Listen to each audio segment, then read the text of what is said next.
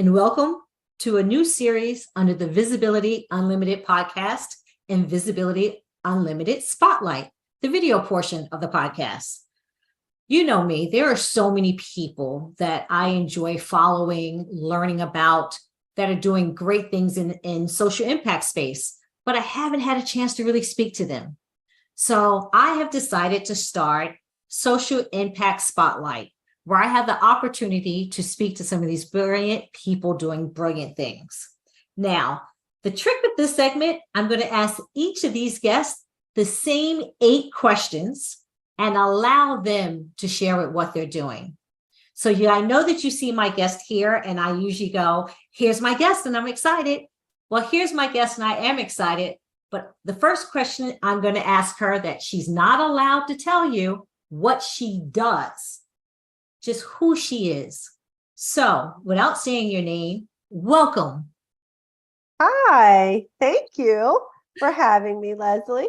Absolutely. So I can't say what I do. I can say sort of how I would describe myself. And I am a brown woman, a mom of a girl in college, a mom of a new puppy who is adorable.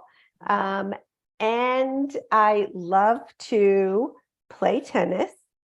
I am a cook, not yet a chef, but I aspire to be. And I love to read, and I love to hang out with my family. I love that. Thank you for sharing that. The one thing you missed on that, what is your name? Oh, I am Arti Finn. Wonderful. Thank you. And my second question beyond my I am is, what does social impact mean to you? Social impact really means to me an opportunity to change. And I think in society, we see so many problems. We try to address them with nonprofits exclusively. And to me, social impact provides a different way of looking, a different lens of looking at problems. So it gives a different focus. So one is I'm trying to change something, but I'm also trying to change the bottom line. And if I can do both, I can have sustainable change. Yes, I like that. I like the sustainable change, because so many people are so quick to say, I want to make change, but if it's not sustainable, it doesn't last. It's just not there. Then that's an event. That's not making impact. I agree 100%. It's not making impact. And the only way we can really make impact, Leslie, is by helping, I think, society see problems in a different way. And social impact allows us to say, not only are they sustainable, but they are ever changeable. We don't have to accept things the way they are. Agreed. So with that, what do you do? So I am the co-founder and the chief strategy officer for a company called APDS. We provide pathways to sustainable employment for folks who are justice impacted. We are a public benefits corporation and a B corporation with this mission to provide sustainable employment. So we provide hardware, devices to folks who are incarcerated, content, and data. And we marry those 3 to help people change their lives. The other big thing about us is our customers are the departments of corrections, departments of labor, parole, probation, alternatives to incarceration. They all pay for our services. So we never charge and never have folks who are justice impacted. And when you say justice impacted, do you have to be incarcerated, or have you stepped out of the system and you're learning, or is it a combination of both? It's a combination of both. Mm-hmm. So we work with in one state, the state of Tennessee. We're in every county jail. There we work with folks who are in the jails 30, 60, 90 days. To do sustainable programming, you actually have to continue it post-release. And so in partnership with the Department of Labor there, they can continue programming post-release in the one-stop centers. So we are very aware that programming is not a one and done thing. It has to be done over time. It takes an investment, both from the jurisdiction as well as the individual. And we want to make it available in whatever instance it comes to them. Love that. I'm curious, why Tennessee? Tennessee, the governor, has a personal mission to help folks who are justice impacted. And so all across the state, you will see different organizations, whether it's Department of Labor, Department of Corrections, the jails, everybody's investing in helping folks who are justice impacted. And so we are just the conduit for that help. Love that. So with that said, and you created this, what's your why behind the why? What keeps you up at night and what wakes you up in the morning? So I think most people in this country don't know. There are 2 million people who are incarcerated in this country. There's another, I think, 7 million people or 9 million people with a criminal record of some sort. And then 100 million people that have somebody in their immediate family who has been incarcerated. And so there's this wide swath of folks. And at some point, something like 10 million people pass through the criminal justice system every year. Why I do this every day is our criminal justice system today is entirely focused on warehousing. Less than 17% of the folks we incarcerate in this country get any access to programming, and it's worse in jails. So we thought to ourselves when we started this company, why can't we change this equation? Why can't we help folks? Because if we're going to incarcerate you, why can't we help rehabilitate you? And the key to that is education, in my opinion, because education is the great equalizer. If we can give people access to education that's high quality, that's designed for them, and they have the supports they need. So I don't want to just hand somebody a tablet, which I have. I want to give them the resources they need and then the people they need to support that. So that's why we do what we do. It's called equity. It's being able to have the access not only to a tablet, but to the rest of the resources that's needed. 100%. That's right. Wonderful. It's equity and it is an opportunity. Yes. Yes. I mean, it is an opportunity for people to take what is given to them and transform their lives. And then more importantly, the lives of their children, because there are 7 to 10 million children behind all those folks that are incarcerated. And if they have a parent who's incarcerated, they're more likely to be incarcerated. So we want to end the revolving door of corrections, and education is the way to do that. I love that.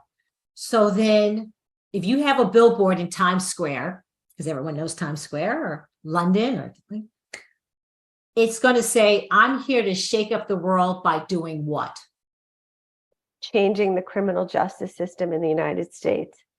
100%. That's what we're doing. We are not accepting our marketplace for what it is.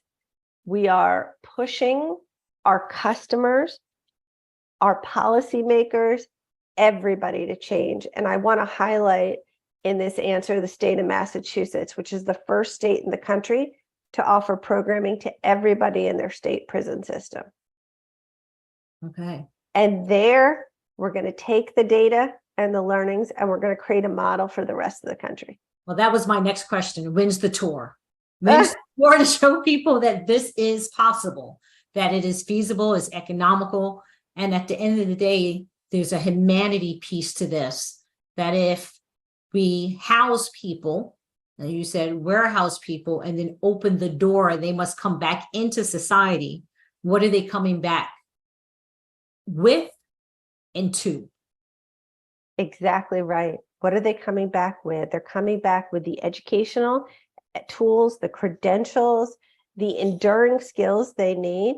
I had a story the other day of somebody who works with us. So 15% of our workforce is formerly incarcerated. If you're incarcerated at the age of 17 for 20, 25 years, you're coming out as a 17-year-old. Absolutely. And we need to give people the understanding and the skill set, both the employers as well as the individuals themselves, the understanding that, look, this isn't just about somebody who's now in their mid-30s coming out. This is about a 17-year-old who still needs help with stabilization and their life experience. Absolutely. You can't put them in a setting and expect anything different. No, not at all. They are where they went in. You are absolutely right. So what do you want the world to know? I want the world to know that change is possible with technology.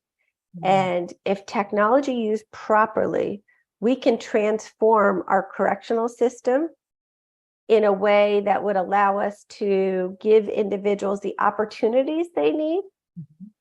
without adding a huge amount of cost. I like that.